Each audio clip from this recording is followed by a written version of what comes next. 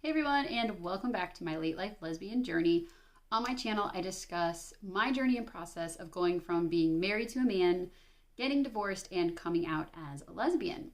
If you would like to follow my journey, please subscribe and you can hit that notification bell to be notified whenever I make new videos.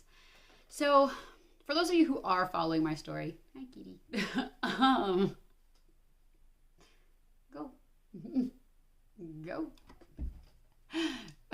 For those of you who are following my story, I recently shared my last video about my breakup with my girlfriend and how I felt like I just sort of needed to take some time for me to really reflect, process, just, I don't know, kind of explore some things for me. And one of those things that I thought I would maybe touch on in this video, just in reflection and something that even went through my mind, is how long should you wait to start dating after getting divorced? So there's a lot of you who reach out who are in similar situations as I am. You know, you're in marriages to men and coming out, and honestly, even just in general for anybody who is in a relationship and getting divorced, thinking about, you know, when should I start dating again?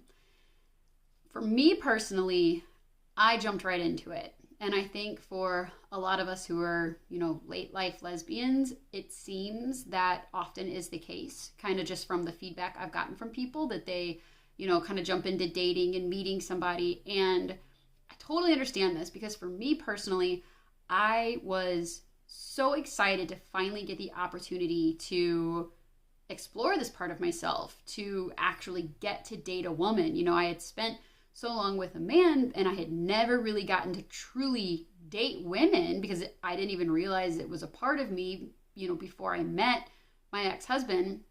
So I was just excited and I just jumped right into it and I started dating.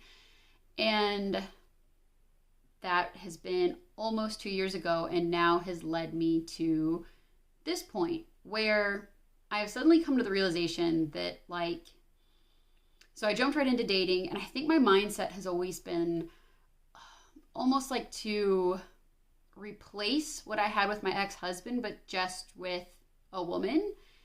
And I never really stopped to think about, like, is that truly what I want? Do I want the same type of relationship and dynamic that I had with my ex-husband? And by same type, I mean, like, you know, do I want to get married? Do I want to, like, live together and, you know, do the family life and all of that stuff? You know, I thought I did. Like, I thought I just wanted to replace that partner and have that partner and, you know, move in and have all of that.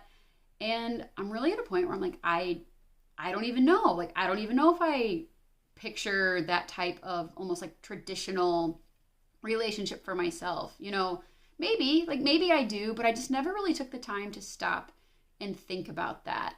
It was just what I was so used to that's just sort of immediately what I have been pursuing because that's just what I thought and felt like I wanted to have. But yeah, at this point, you know, I don't really know.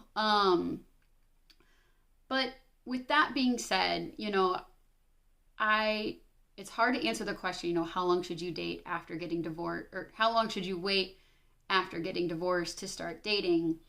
Because I do think it's just different for everybody. You know, I've heard stories too where somebody gets divorced, they meet somebody, and that just ends up being the person of their dreams, and they get married and they go on and live an amazing, happy life together. And, you know, I guess that's just part of their journey and process. You know, I think it's a little different for everybody, but I guess just with this, you know, my own self-reflection, I would just encourage people to maybe stop and think, you know, and just spend some time for them to maybe figure out what do they want? You know, where do you want to go? Like, how do you see yourself? And, you know, it might be just like me. You might jump in to start dating and just sort of that journey will unfold as you go along. But I don't know, just sort of some self-reflection and things that I've just been thinking about my current situation. And I just thought I'd share. So anyways, thank you all so much for watching. As I said, you know, if you would like to follow my journey, please subscribe. And you can also reach out to me on Instagram at ecbettis. I do the best I can to try to respond if you do reach out. So again, thank you for watching.